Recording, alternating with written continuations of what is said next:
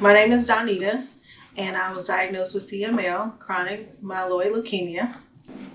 And a little bit of my story, I found out when I was pregnant that I had cancer, and whew, it was terrifying.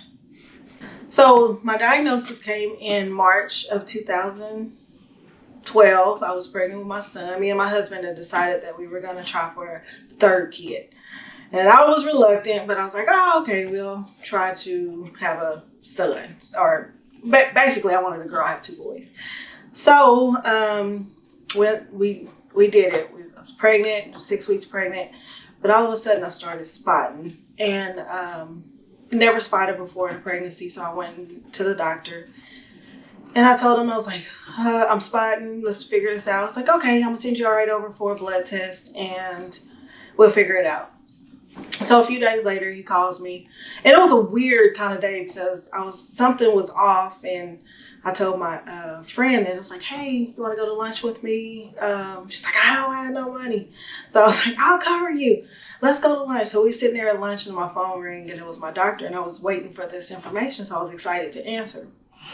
So he gets on the line, and he says, Donita, I think your white blood cells is too high. And I was like, well, what does that mean? I know, because I know that if your white blood cells is high, that you have a sign of some sort of infection.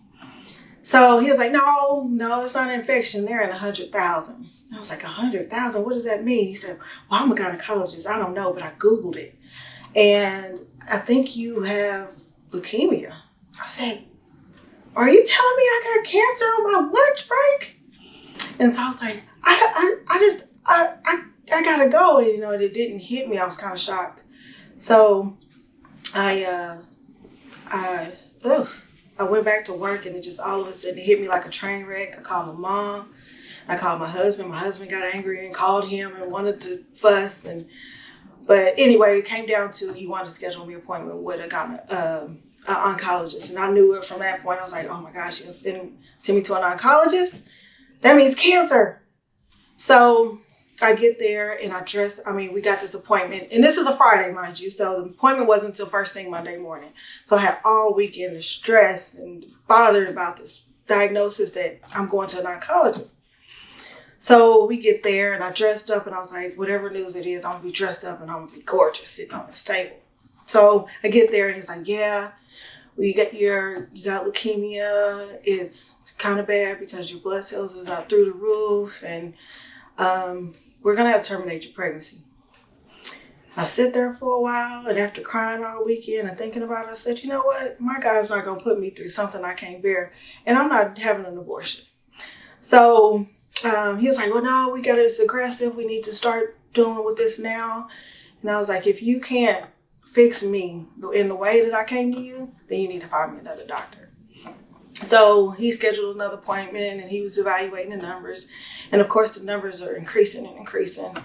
And he was like, you know what? He said, I've never dealt with somebody pregnant. I don't know what to do. My suggestion was to get an abortion, but that's not what you want to do. So he transferred me over to KU. So I was at KU, and they've had one other patient that had cancer while pregnant. So they weren't able to answer any of my questions. So I was kind of lost. I felt lost, but